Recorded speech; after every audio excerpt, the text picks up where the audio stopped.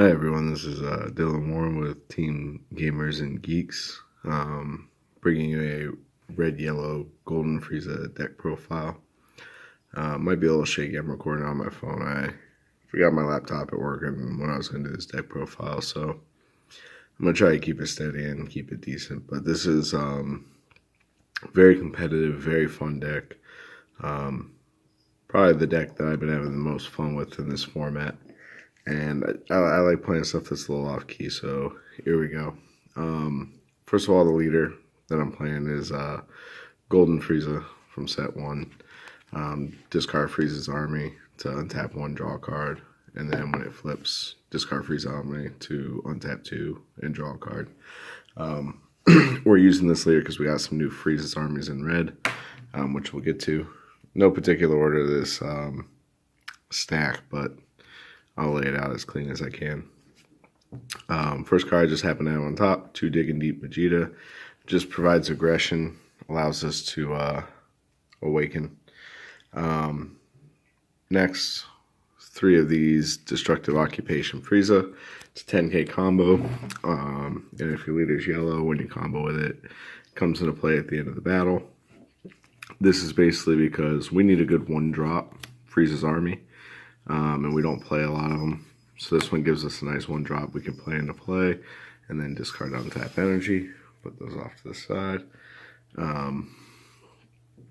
Next one, I feel like these cards are almost a staple. This or Champa, something to generate double strike. I find myself a lot of times in a situation where I could win the game if I could just generate double strike, and these always give you that option. I run them in almost every deck.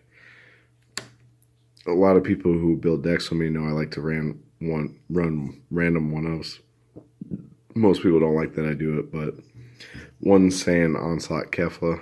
This is come in handy a lot. It's just good pressure if you get to that late game. I was running the Secret Rare Frieza, but the problem though is 5 red. So essentially this deck we're running some yellow, so it can become a 6-drop instead of a 5-drop. Where Kefla can just close out the game on that turn.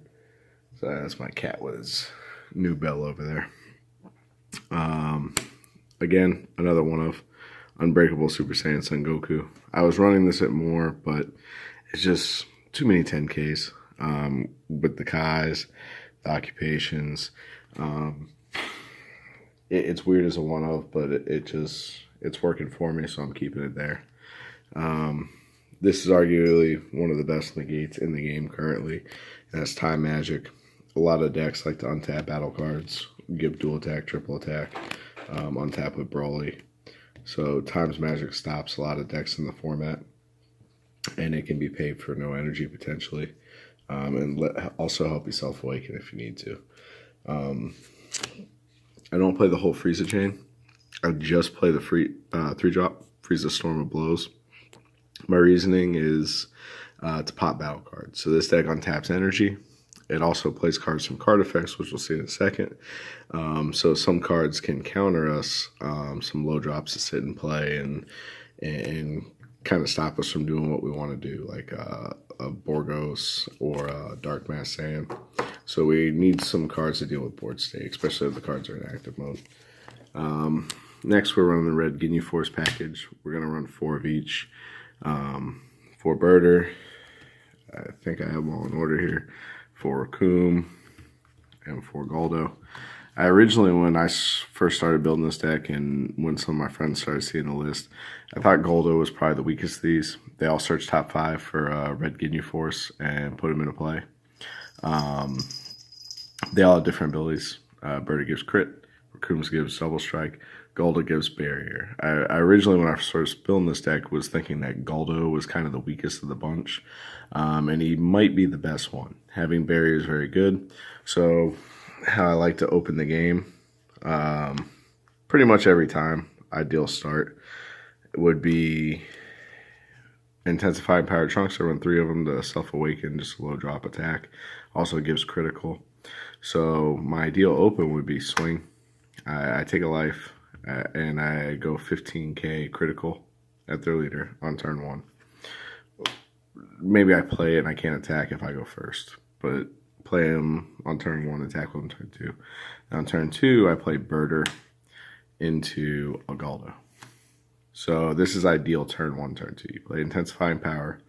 Then turn 2, you play Birder into Galdo. You swing with Birder for crit damage again. Then you use Frieza's ability to pitch Birder, untap energy, and draw. And then Galdo, you just leave him play. You don't attack with him since he has barrier. Next turn, if you want to pressure, you can attack with him. But the idea is you're going to keep him in play to pop, to untap energy. Since he has barrier, there's very few things your opponent can do to deal with him. So he arguably ends up almost being the best of the Ginyu Force package. Next, we play 2 Scientist Fu.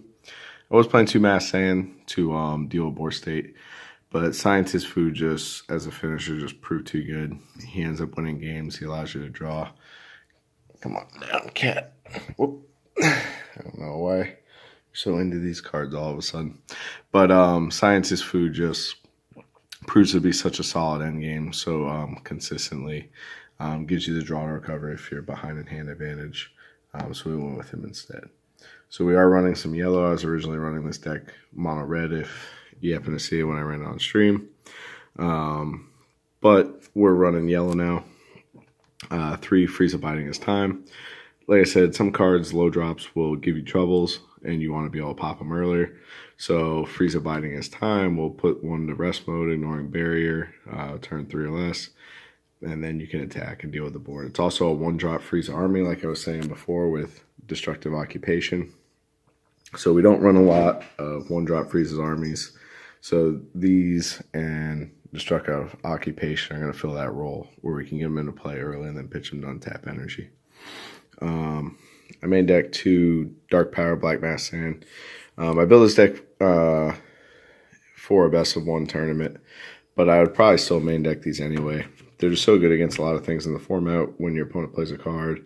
From a non-keyword skill, they have to pitch 2 cards in their hand. So with Shenron and like the Frieza Spaceship, there's a lot of effects that are just playing cards. Shugesh is coming back, and this card just kind of addresses those.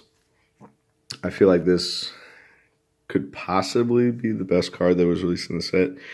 Body Change Ginyu. The way his ability is worded, he gives all your Ginyu Force plus 10k for the duration of the turn. So he's essentially a 3-drop 25k, which is already pretty good. And then you can discard him to steal a battle card. This card is just too good. It shouldn't have been a 3-drop.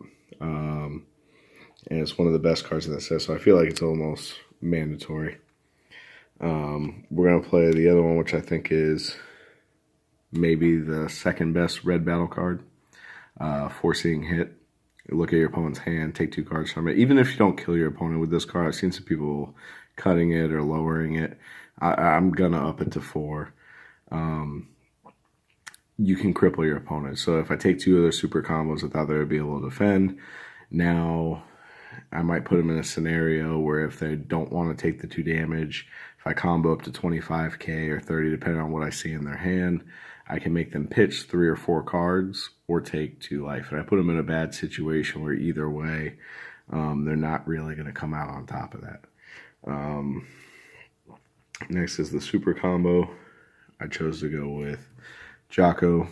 My reason was just because it gives 10k no matter what, and rarely, but sometimes that's relevant. And one of the big reasons why we're running yellow in the first place is to have access to Cold Bloodlust. Some people run minus Kill Zone, they run other things around it, but this card's still one of the best cards in the game. Like red is making a big comeback, seeing a lot of pan at like European Nationals, some baby Vegeta. This card's one of the best reasons why. Fearless Pan's really good for a lot of pressure. But what really gives you the edge in this matchup, like the mirror match with the red aggro, is Cold Bloodlust. So I could play my Ginyu on curve, which means I play it right on turn 3, tap out my energy.